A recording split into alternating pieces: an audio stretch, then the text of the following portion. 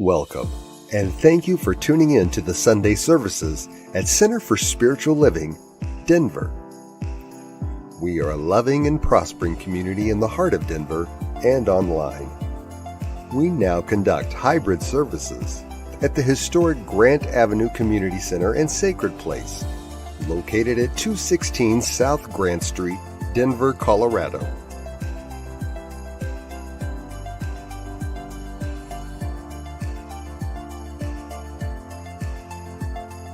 All are welcomed here. A place, space, and face of love. We are a spiritual community practicing universal principles that enrich our lives. We are grateful that you have blessed us with your presence. While online, we'd love to know you're watching with us. Feel free to leave a comment and let everyone appreciate you. With everything going on, life can feel overwhelming. CSL Denver wants you to know we are here for you. Please know that our practitioners are available for personal prayer work. Our licensed spiritual practitioners' names and phone numbers are available on our website at csldenver.org. Or if you have a prayer request, feel free to email it to info@csldenver.org. For your convenience, you'll find clickable links in the description of this broadcast. Rev Elzia, along with all our guest speakers, practitioners, service coordinators, and musical inspirations, want you to know how truly grateful we are that you are with us today. Thank you for your continued support and participation in our services, workshops, and events, as well as providing financial contributions to our center. If you're interested in upcoming events and information, we send out weekly newsletters. Sign up by visiting www.csldenver.org. We deliver services in a hybrid format where we meet in person at 216 South Grant Street. We will also continue to live stream all services on Facebook and YouTube every Sunday. Find us on our respective channels as well as on New Thought Media Network. Again, thank you for your precious attention. Now prepare for engaging enlightenment.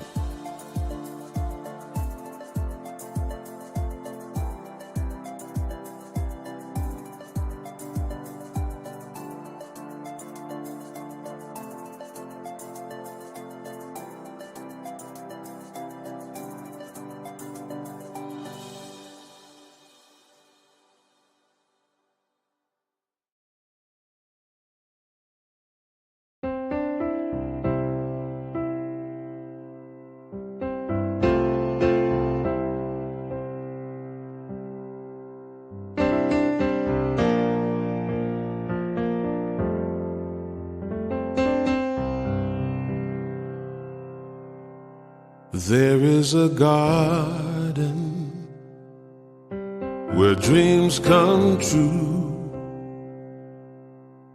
a beautiful garden where God's grace blooms. There is a garden where everything grows, a beautiful garden where love is sown. And in this place of light and love, you can have anything that you're dreaming of. There is a garden where dreams come true, a beautiful garden. That garden is you.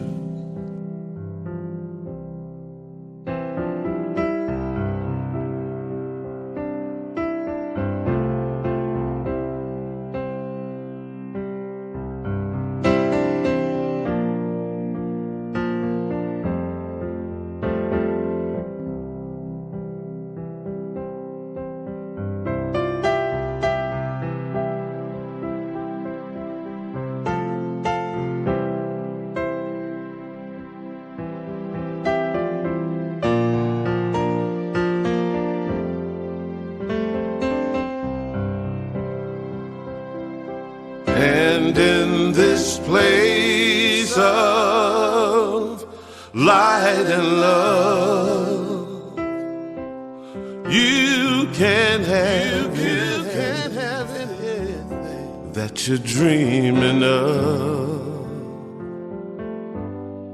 There is a garden where dreams come true, a beautiful garden. That garden is you. Such a beautiful garden. That garden is you.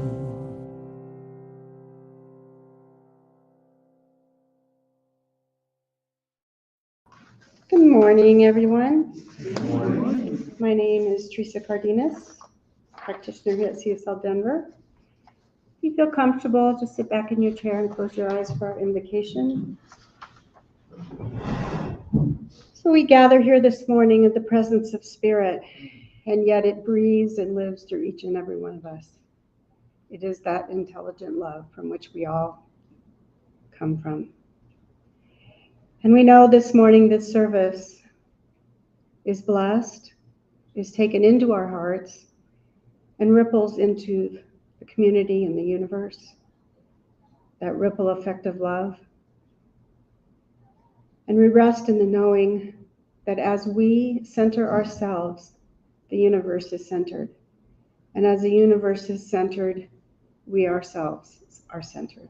In that grounded, intelligent, omniscient energy, which is unfolding always. And so in this moment, I just say thank you, Spirit, for this community, for each and every one of us, and for all that is becoming in our hearts, minds, and souls. And so it is.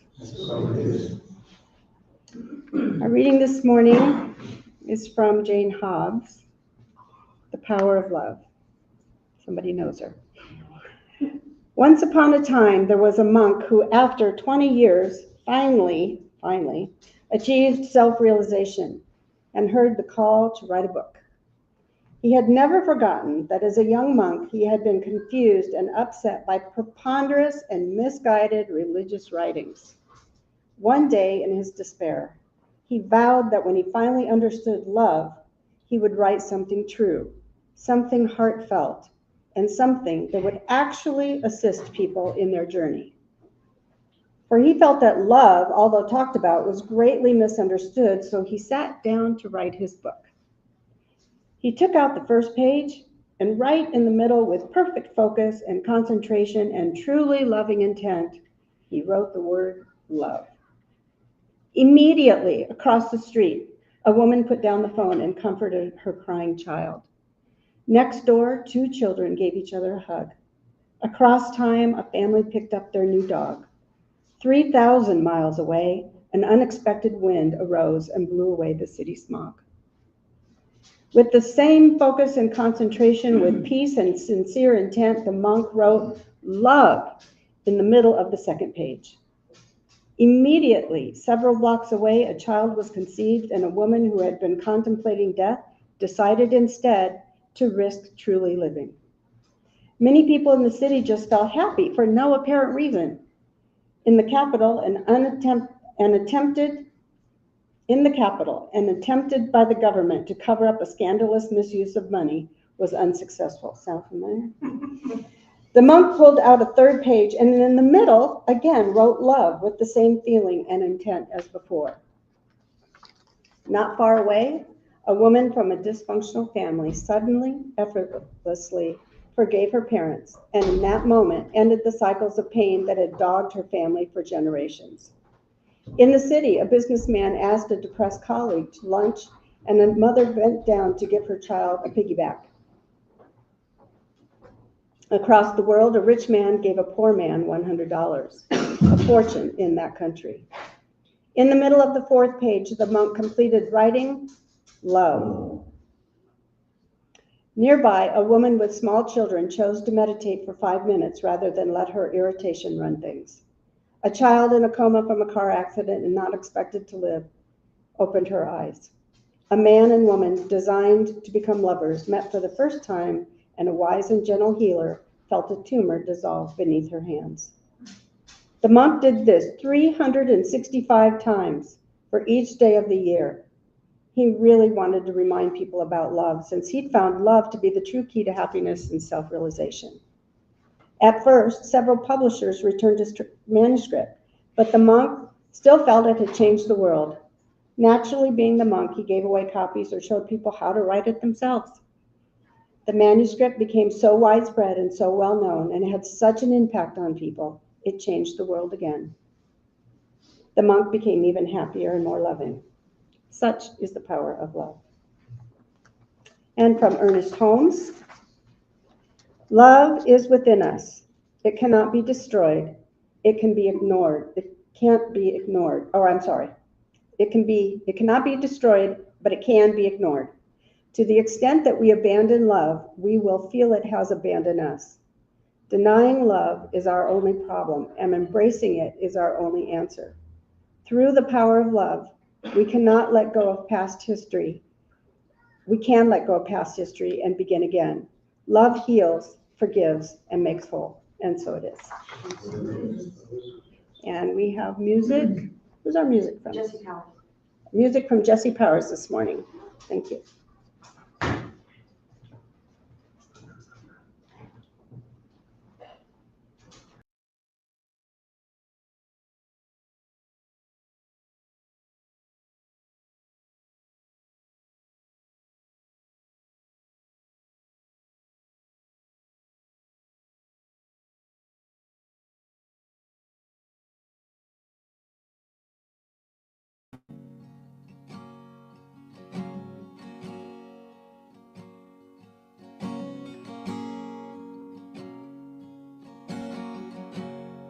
There in the center of my soul, I can feel you all around me. Something holy and untold, but I hear it perfectly. Somehow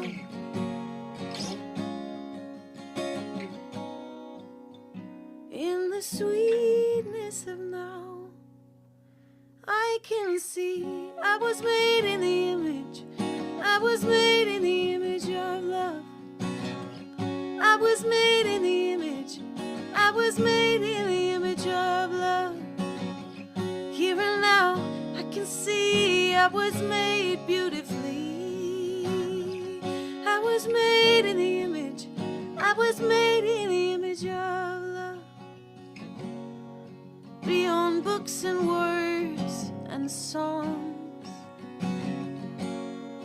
at the gate of all my longing, leaving certainty behind.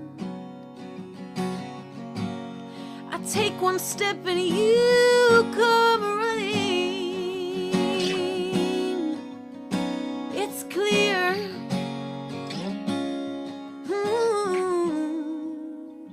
In the deepness of here, I can see you were made in the image. You were made in the image of love. You were made in the image. You were made in the image of love. Here and now, I can see you were made perfectly. You were made in the image. You were made in the image of love. Love, love, flow like water. Love, love, oh, move in me. Love, love, flow like water.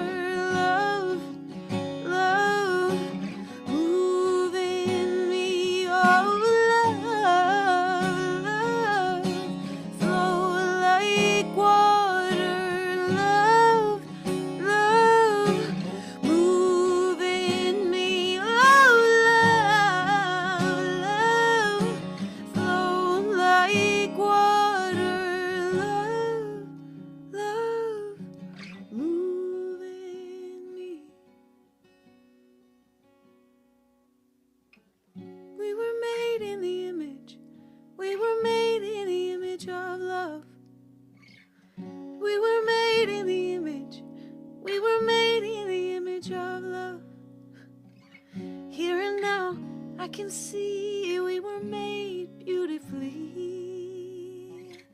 We were made in the image.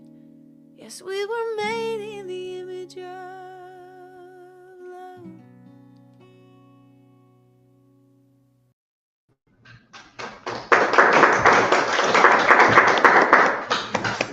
Good morning, and welcome to CSL Denver, a place, a space, and a face of love.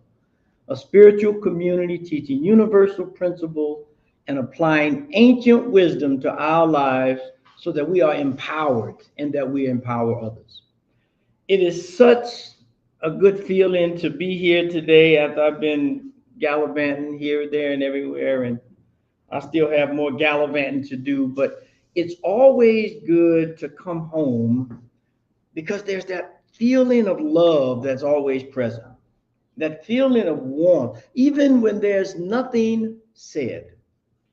And so as we step into this month of August, the zenith, if you will, of the heat and the light and the expression of love, we set the foundation this month, this theme, as the power of love.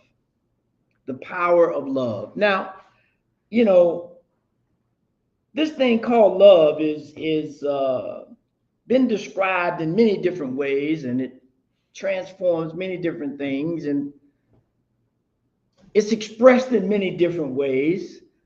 But I think today we want to start at the beginning, and the beginning is right now. And today's topic is this idea that love starts here. Wherever here is for you, whether it's in your heart, whether it's in your mind, whether it's in this room, whether it's in your circumstances, your relationships, it does not matter where you are or what context you find yourself in, love starts here. Now, quite naturally, when we start talking about love, the first thing that people want to know, well, what is love? What is it? Is it the Harlequin romance book we find in the bookstore, or is it a kid playing with the dog, or what is love? Just think about that. Now, love is often described as this cohesive force that holds things together.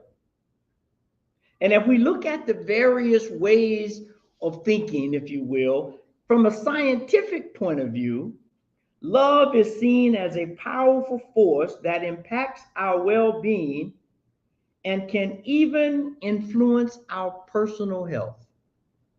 That's one way. Another way, from a metaphysical standpoint, love is described as an unseen field that binds us together, akin to gravity, pulling us through life and connecting us to all things. Another way is a philosophical way. Love is celebrated as the highest expression of human potential, inspiring acts of kindness and compassion. And so, in essence, when we look at any of those definitions, we look at love as this effervescence, this energy that binds things together, that crosses all boundaries and creates an opportunity for us to live, learn, and most importantly, you got it, love. Love. Now, when we look at today's circumstances, I had to puke my words carefully here. When we look at today's circumstances, we realize that, as Stevie Wonder would say, love is in need of love today. Love is in need of love today, because when we look around the world and we look at the various activities going on, the question comes up often, I would suggest, is love dead? Is love dead? Have we gotten to a point to where we are so attached to our own personal gratification, to our own material success, to our own I don't know, whatever it is on social media, have we allowed ourselves to be so forgetful of what brought us into this universe? Love. And directly deriving from love is creativity. Think about your first love, whatever it is, whether it's shooting marbles or your first girlfriend. There was a creativity that was sparked in your mind about what's the best way to play marbles, or what's the best marble to get, or what's the thing that I should do on this first date to make this impression, to create this environment. Because we know that love is a vibration, a frequency, that an energy that is everywhere present.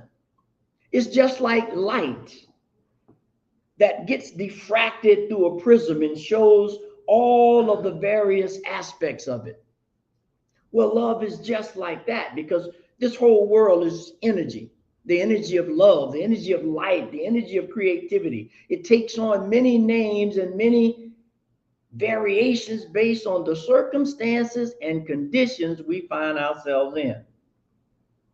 And so quite often, when we find ourselves in a place where the situation is the way it is now, love starts to wane, because we are not reminded of who and what we are enough to remember that love is all there is. It said that God is love, and if God made everything and we were made from God, and we got, I could go on and on with that, then ultimately, though, we are love. At our core being, we are love. The question becomes, are we resonating at that frequency? Some of you may be familiar with Dr. David Hawkins, and he had this book that calibrated various vibrations of emotions. And he said that the emotion of love was the highest vibration, which was 500 megahertz. Now, I don't know how he came up with that, but he did some testing, and it proved to be relatively in that range. And it varies, just like any other signal, depends on your location and your antenna and all those things, how much of a reception you get. And so what I want to bring forth today is this idea that the spectrum of love, whether it shows up as caring or compassion or sometimes a stern word, the point of the matter is it still starts here, i.e., it starts with you, it starts with me, it starts with us by radiating that energy, by allowing it to come forth sometimes in a boldness that may shock you, or sometimes in a soft sweetness that may comfort you. There is no one way to express love.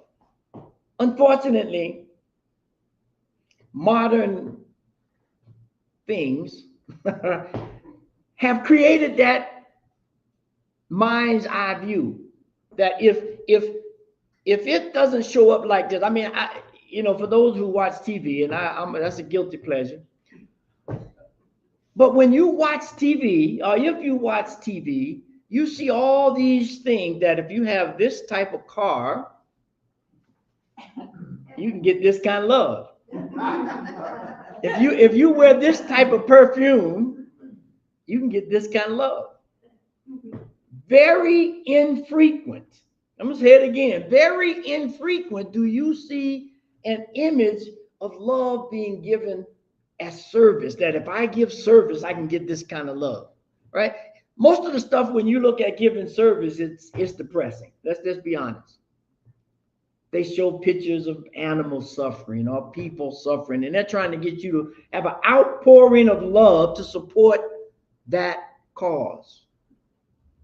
I've never seen them show an attractive male or female, which is what they normally do. I hate to go there, but that's what they do, because we need to be aware of how we are being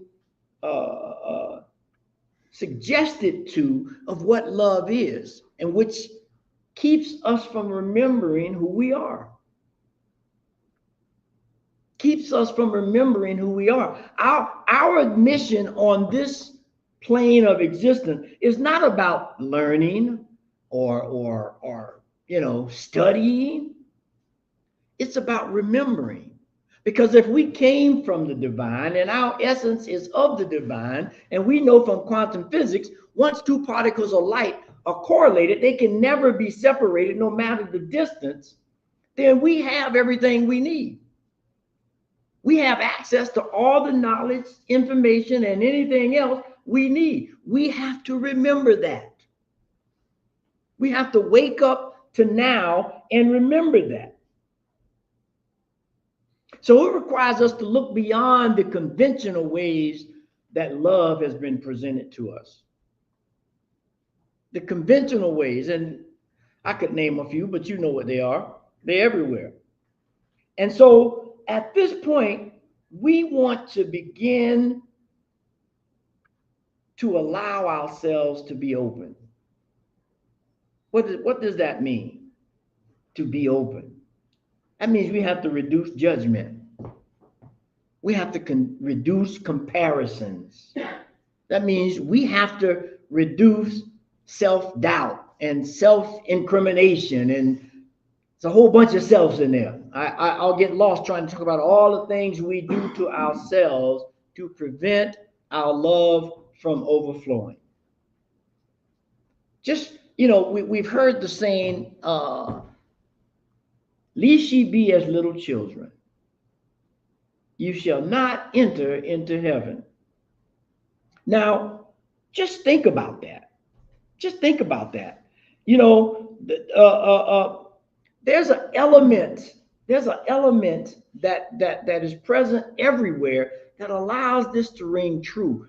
You think about a kid. They are inquisitive. They are not shy with the questions, even the embarrassing ones. And they don't ask the questions or get involved from a distance. They come right up in your face. Right? I mean, right there. You can't ignore it if you tried. That's how we have to present love.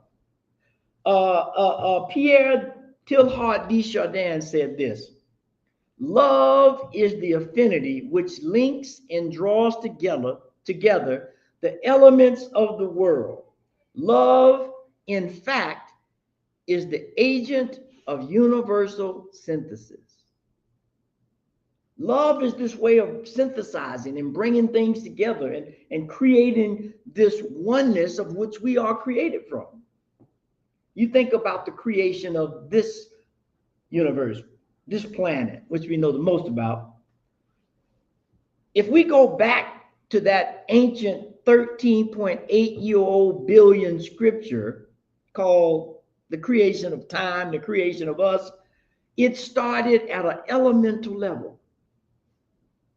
Atoms and photons and all these small elementals that eventually, I'm going to hit the best subject everybody loves in high school, which is chemistry. And you had that periodic table that showed you all the various elements.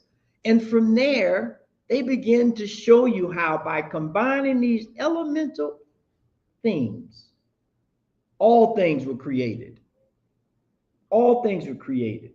And that's how we have to look at love. Love is an elemental component that when combined with certain other things, love can be shown in many splendors. Can be shown in many splendors. Now, this harmonious thing of love requires us to be in alignment, because harmony by definition means things are in alignment, that we are lined up with the purpose, with the understanding that allows whatever it is to be seen. There's a story I'm reminded of this young lady that's in a village. Her name is Seema. And she's a seeker. She's looking for how to be her best, how to activate the essence of who she is. And so one day she started this practice of taking a rose each morning and putting it on her altar to represent the unfolding aspect of love. And she noticed she kept doing it, but the results was not quite what she expected. And one day this old wise sage came to her and gave her a mirror, very polished, very pristine in terms of looking at it. And it had right in the center at the bottom of the mirror the image of a scarab. Now, if you're not familiar with the scarab, the Egyptian symbol of rebirth and creation and all things new. And he gave her that, and she looked at it, and she said, wow, this is a great mirror. I can see myself clearly. And the sage says, yeah, you can, but that's not what the mirror is for. It's not for you to see your reflection, but to understand what is inside, what is beneath. Because that reflection, although it's very useful and meaningful, it can sometimes be a hindrance to what you want, to what you're looking for. You think about, what's that fairy tale, mirror, mirror on the wall, who's the fairest of them all? How often do we do that? How often do we look for the fairest in the wall, in the mirror? That's not what it's for. It is for us to remember that at our core, at our side, where love resides, divine order, divine love, divine care, compassion, and the one that most people don't like, sometimes divine strength shows up. It shows up. Now, you know, our founder, Ernest Holmes, says this. Ernest Holmes says, love is the self-givingness of the spirit through the desire of life to express itself in terms of creation. That's what love is. Love is a catalyst for creation. It is a catalyst for us to remember who we are, to step forth as individual spectrums, individual particles of light coming through the spectrum of life to be expressed. Are you expressing true love? Rumi, you know, Rumi had a way with words in terms of love. He says, love is the bridge between you and everything else. Not some things, but everything. So, you know, we have that as above, so below, as within, so without, you know, all these terms to say just that. The way you receive love, the way you give love is relational to who you are and what you bring forth. This energy, this binding thing that holds us together. And so when we look at love as a transformative, revealing, renewing, creating idea and move it beyond concepts, right? Our teaching teaches us words of thoughts and thoughts of words and things, and, you know, which is all true. But that only becomes true when you move it beyond the concept. If you just have this idea in your head and there's no movement, there's no action, there's no treat and move your feet, as Ernest Holmes would say, that could very easily become a nightmare. A nightmare. And what we're looking for is love unconditionally that shines light on all things and causes nightmares to dissipate. And so when we look at what it is that we need to do, how we begin to activate this idea of love starting here, I'll give you 3 things that will give us a impetus, if you will, to move forward with love, to understand love, to experiment with love, to express love, so that the things that are vexing to our soul, look around, we can begin to use this energy that it is, that can be measured, to dissipate some of those ideas. Now, the first thing that we have to do is, like anything else, we got to activate it. You know, these lights and fans in here will never work if we don't turn on the switch, if we don't activate it. If we don't activate it. And we have to begin to understand that the word love is both a noun, it can describe, but more importantly, it's a verb. Love is, look it up in the dictionary if you don't believe me. It is a noun and a verb. It can describe things, but I think the most important part is this impetus to do something, to be active. In 1 John 3:18, I think it says it so clearly. Dear ones, let us not love merely in theory, with words or speech, giving lip service to compassion, but in action and in truth, in practice and in sincerity, because practical acts of love are more than words. Now, this is, I came across this Bible, the Amplified Bible, and it was pretty good. It gave you some things to chew on. And this is a great lunchtime meal right here to think about. We have to go beyond just the nice platitudes and the smiles and, oh, I love yous, because, I mean, they're good. I mean, it's energy. It will affect you, but not as much if I, move forward with some other kind of things. That's what we're charged with.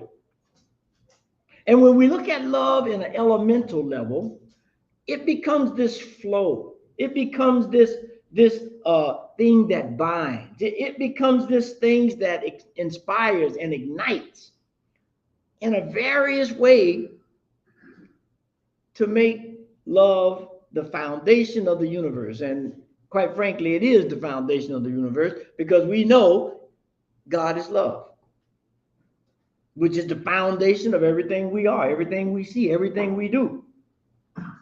It heals, it transforms, it reconciles the opposites. The question becomes, when you look at that mirror, what are you looking for? Are you looking for a reflection of who's the fairest of them all? Or are you looking for understanding? Are you looking deep within to find out what needs to be healed, or what needs to be, as we often use in the alchemical way, what level of fire do I need to put in here to burn off this dross within my heart, within my life, so that love shines free?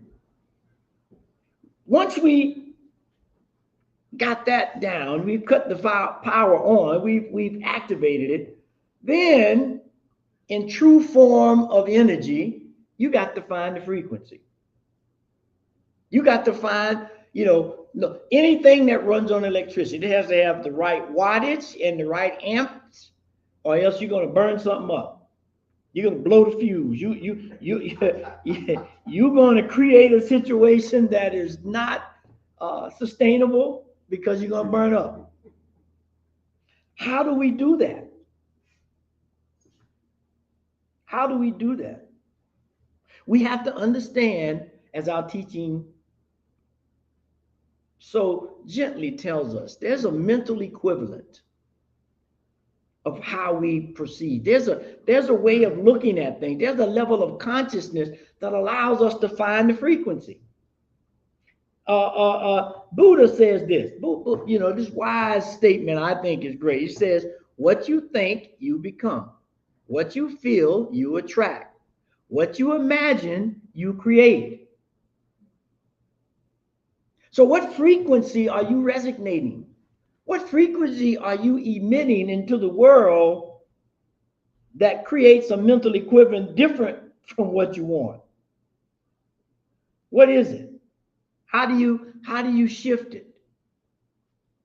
How do you raise it?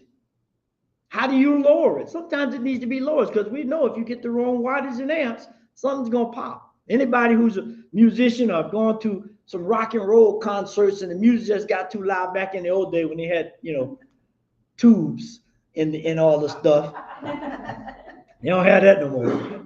But that illustration of those tubes just bursting because the wattage and the amplitude was not quite right. That same thing happens to us if we're not careful, and we become callous and we become indifferent and we become just not ourselves, not our true selves anyway. Martin Luther King said this: love is the only force capable of transforming an enemy into a friend. That's what happens when we can modulate that frequency. Don't we need that today? Don't we need to stop? I hold my hand up. I'm guilty of judging, of pointing out the faults without looking for that upside. We all got it. I got my faults. You have yours. But if you saw me only for my faults, I wouldn't get a chance to do my dance, sing my song. We have to activate and find the frequency of love that encompasses all things, just like that light going through the prism. And finally, once we've done that, we've activated it and we're looking for this frequency, the best way to do that, as always, is to be still and know. We have to be still and slow down. And God knows, anybody that know me will tell you, this is talking to myself. Slow down. Remember, tap in. I'm not looking for the reflection. I'm looking for the resonance within. How do I change that frequency? How do I make it whole? Ernest Holmes, our founder, says this: life is not only where we are, it's what we are. It is in as well as around us, and its whole impetus is love. The universe does not rest on the shoulders of love. Love is the real lodestone of life. It is the real elemental gem. Love is like, I forget the name of that new element that they're looking for all over the world, and it's a computer element that they use in computing, and they need it for batteries, and they need it for all the AI stuff that's being created.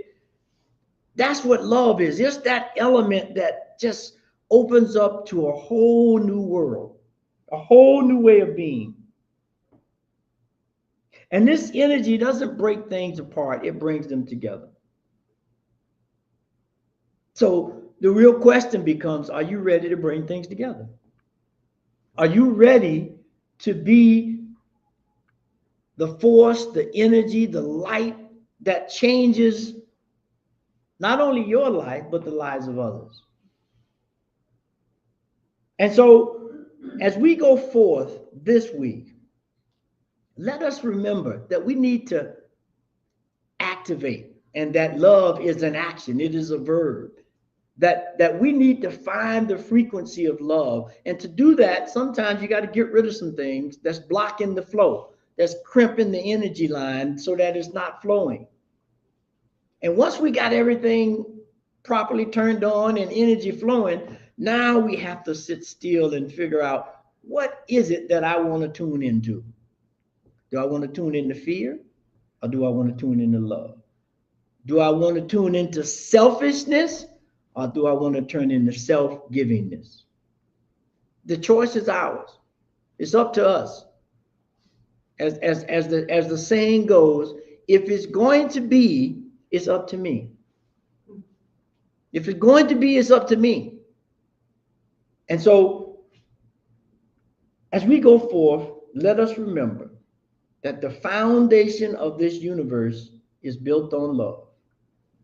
That four-letter word that resonates at the heart of who and what we are. And as we awaken to that frequency, all things will be transformed. Let us pray. As we take this breath in silence, so that we are reminded of the energy flow that is in this room, that is moving, and that if we are still for just a moment, we can feel it vibrating in our hands, moving through our legs, illuminating our mind. To remember that there is only one thing in the universe, and that thing is God, the living spirit, the energetic impetus that creates all things, that goes by many names, and one of those names, I would suggest the first name is love. A love that transforms, that heals, that ignites, that illumines the very essence of who we are, children of the Most High God, with all the things that we need to be successful in all areas of life, physically, mentally, emotionally, and spiritually, so that we become the ones that we are truly, truly waiting for. And so as we take in that idea and begin to understand and repeat often, love starts here with me, in my heart, in my mind, in my actions, in my reactions to others. When we can do that earnestly and allow that energy to resonate out, it will attract or repel what needs to be to enhance that frequency. And so I know right here, right now, for everyone in this room, everyone on this call, or everyone that may review it later, that we are resonating at a high frequency. And that frequency is love. And it is transforming any and everything it touches into golden light. And so I give thanks for this idea. I give thanks for this understanding. I give thanks for who and what we are and what we are capable of as we remember our true nature, which is love. And so I just released that love, that insight, that understanding into a law that is already working, to an energy field that is everywhere present, knowing that in due course and due season, that it will bring forth fruit beyond measure. And so it is. Amen. And so it is. Amen. And so, as always, we have call to actions. And this week, I think there's some good ones. Every day this week, ask yourself, what vibration are you carrying into the world today? Are you broadcasting love, or are you broadcasting static? What are you putting out? What are you broadcasting? And then, once you kind of get a handle on that, then choose a practice to elevate your frequency this week, whether it's gratitude or prayer or music or dance or observation or connection of silence. But do it every day and record your experience. Just simple things. But when we do that, we begin to, and we journal, we are scientists, you begin to see the results. I guarantee you, if you do it regularly and you write it down and you track and chart, if you will, what happens, you will see a difference. And so to help anchor that, we have this affirmation. Love is the elemental truth of my being.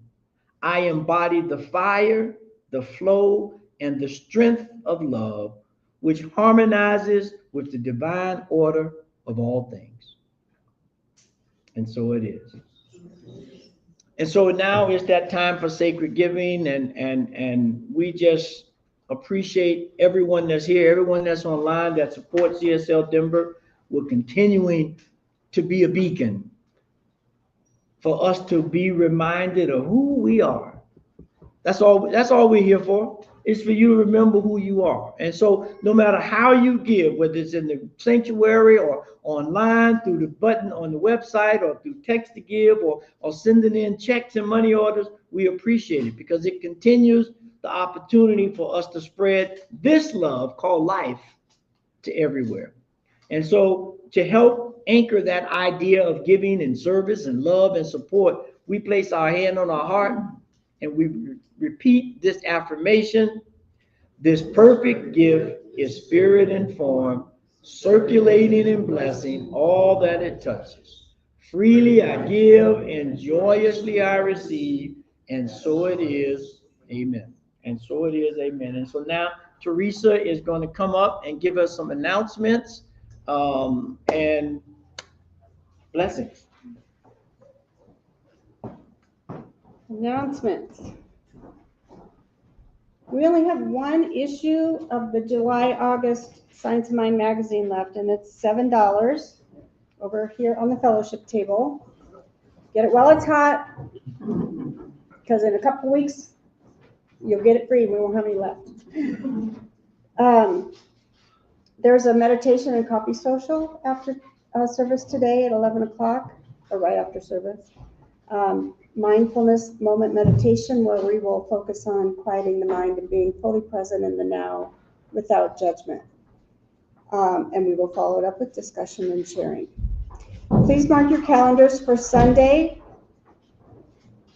August 24th for our next community cafe. This is going to be a really good one, so I highly suggest you attend and bring a good dish for us to share. Alice is going to do it, and she's going to do it on using the empowerment dynamic, or the acronym TED, to enhance your life. I think you'll find it a really useful tool, and whenever I return to it, I always find something new about myself.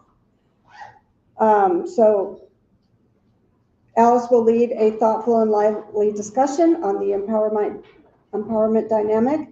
We'll look at places and or events in our lives where we might operate as a victim, a persecutor, or rescuer, and how we can change that dynamic to creator, challenger, or coach. We'll learn to apply the principles, mindset, and practices of TED to feel elevated and empowered. TED is our guide for navigating and growing through the challenges in life. So we have a community cafe, if you haven't been with us before, every fourth Sunday. And it's not a traditional service. It's not online. It's for us to gather as a community instead of a standard celebration service. We get together for a tasty potluck and explore topics of interest to our CSL Denver family. The community cafe is a monthly happening every fourth Sunday. Everyone is invited, and feel free to bring some food to share. The cafe is free, and love offerings are always welcome. Free parking in the 2 lots south of the building. There's one right behind the house. Right at the build, there's the parking lot, a house, and another parking lot. And Curiosity Corner.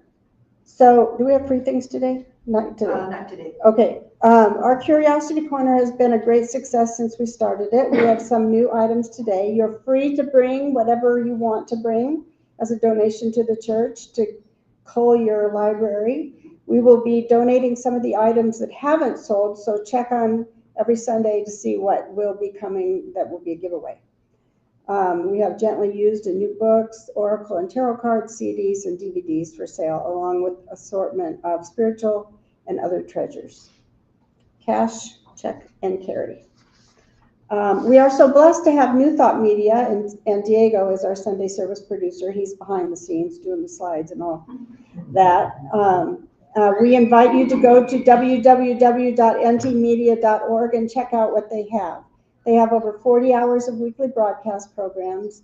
We have printed schedules over on the fellowship table that show you the variety of programs they have and when they're on.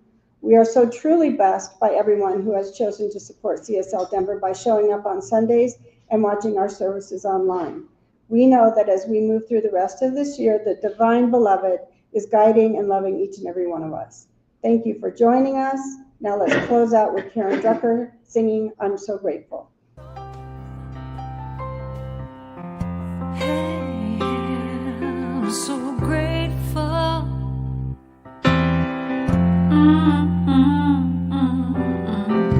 I'm so grateful. I'm so grateful. I'm so grateful for all that I have. I'm so grateful. I'm so grateful. I'm so grateful for all that I have. Hey, oh yeah, grateful. I just say I am so grateful every day for all I have. Every day, I'm so grateful. I'm so grateful. I'm so grateful for all I have. Every day I say it. Grateful. How I'm grateful. Every day. Oh yeah. I am so grateful. Oh yeah. So grateful. 'Cause I accept and I receive. I am so grateful. Oh yes, I am. I am so grateful. Hey, grateful. I'll just count my blessings.